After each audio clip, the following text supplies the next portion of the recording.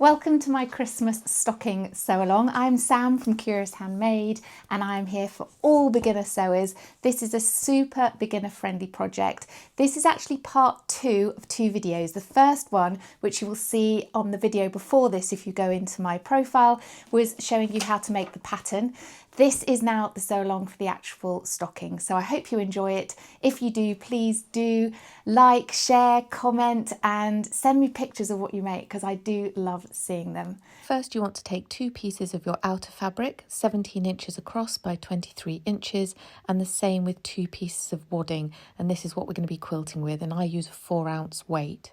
For the bit that's going to go on the top of your stocking, you want to fold that in half because you're going to be cutting this on the fold, and this will make sense later. So take your template piece, line it up along that folded edge, and then you can pin it or weight it down and cut it out.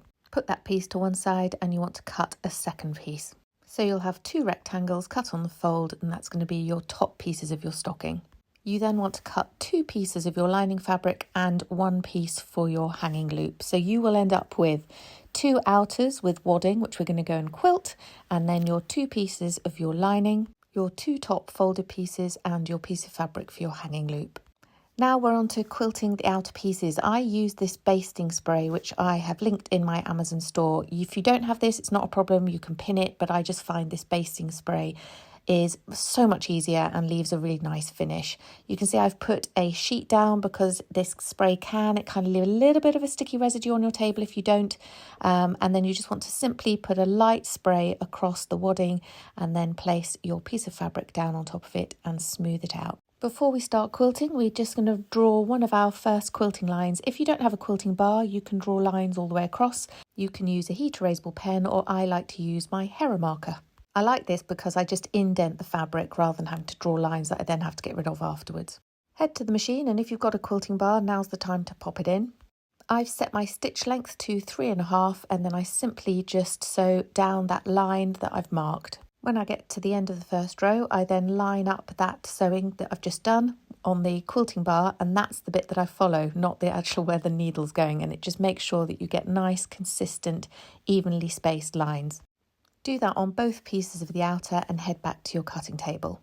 Pop your stocking pattern down. If you haven't got the pattern, make sure you've watched my video before this one, which shows you exactly how to make it. For the second outer piece that you're going to cut, make sure you flip the pattern so you've got a mirror image of the first piece you cut. So you've got one for the front, one for the back. And don't discard the bits that you cut out from above the toe because I've just measured them and they are the perfect size to make 2 mini zip wallets.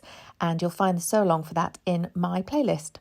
So you'll have your 2 outer pieces that we're going to sew together. Before we do, now would be the time where you add an applique star or a letter or anything like that before you sew these 2 pieces together. I'll be doing a separate sew along on how to do applique later this week, so do come back and check it out. So first we're going to sew the 2 outer pieces together. If you place them right sides together and clip or pin them all the way around, leaving the bit across the top open because we're not going to sew there. At the machine, don't forget to set your stitch length back to 2.4, and then we're going to sew all the way around with about a 1/2 inch seam allowance, leaving that top open. Don't forget to do a little back stitch at the beginning and at the end just to lock those stitches. Before we turn it out, we just want to clip into those rounded edges just so that they sit nicely when you turn them out. You can either do it with your scissors like I am here, or it's quicker and easier if you've got a pair of pinking shears just to run those around the edges. Just make sure you don't cut into the stitches that you've just done. Now it's time to turn it the right side out. So if you pull it through gently and then press into all of the corners with your hands before going in with your trusty chopstick, just running that round the seams just so that they're as nice as flat as possible before heading to the iron and giving it a really light press. Don't iron it too hard because you'll flatten all the nice wadding. Set that to one side, and it's now time to sew the lining together. So you want to put your 2 lining pieces right sides together and pin or clip all the way around. Make sure you put a mark at the bottom of the stocking of about 4 finger widths apart, and that's where we're not going to sew because that's where we're going to turn the whole thing out later. Once you've pinned all the way around, again you're leaving the top open and that bottom bit open, and then you want to go to the sewing machine and sew all the way around, again with a 1/2 inch seam allowance.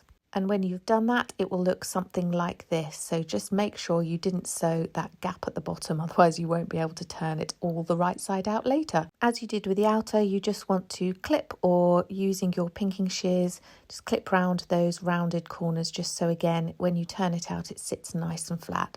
Now it's time to make the hanging loop. So at your ironing board, you want to fold that in half into the wrong sides into the centre, and then you're going to fold those two outer bits into that centre line and then iron the whole thing in half again. And that means that you're just enclosing any raw edges. So you've got the right sides facing you, and then at the machine, we're just going to top stitch that open edge closed first. You sew all the way down that right hand side, put your needle in and pivot, needle in again and pivot again, and go all the way down the other side. So you've got a nice straight stitch across both sides of the tab. Fold it in half, snip off any loose threads, and then back at the machine, I just put the needle into the centre and just a few stitches backwards and forwards just to secure that loop together. Now, taking your two top pieces of your stocking, you want to open them out and placing them right sides together, you want to pin or clip them down the two right and left long edges. Head to your machine and with a 1/4 inch seam allowance, sew down that right and left long side, leaving the bottom and the top open. So you've got something that's like a tube shape, and you want to just fold that down in half so that your raw edges are enclosed, and then lining up the edges and the top, just pin or clip those into place. So the right side of the cuff is facing you, and then you simply just slide that over the top of the stocking, so the right sides of the stocking and the right sides of the cuff are aligned. And then you just again line up the side seams, pin and clip those in place, and then carry on and do the same thing all the way around the top of the cuff and the stocking. Make sure when you're on the side seams that you open the seams out so that everything is sitting as flat as possible, because when you get to the machine, you're going to be starting to sew quite a few layers together. So by opening out the seams, it just makes it that little bit easier. Now it's time to head to the machine and just sew all the way around with a 1/4 inch seam allowance, just to attach that cuff and that stocking together. And it will look something like this. Now we're going to tack on the hanging loop, and you want to put this on the side that isn't the side of the toe, if that makes sense. Pin that in place, and at the machine you just want to tack that in place just to stop it shifting when you're adding the lining. Now we're going to put the outer into the lining. Now remember, you haven't turned the lining out yet, so you've got the wrong side of the lining facing you, and by putting the stocking into the lining, the right side of the stocking and the right side of the lining are against each other. So hopefully that makes sense. So wiggle it in, and then when you get the top pieces together, again align the seams, opening them as flat as you can, and then pin or clip them into place. Once you've got the side seams in place, then just line everything up, and you want to clip or pin around all the way around the top. Use as many pins or clips as you need just to make sure everything's aligned before we head to the sewing machine to sew all the way around the top with a 1/2 inch seam allowance. Do a little back stitch at the beginning and the end, and then when you get to the side seams, take your time because it is quite thick, and then when you get to the bit where the tag is, I like to just back stitch and go forward a little bit just to really secure that in.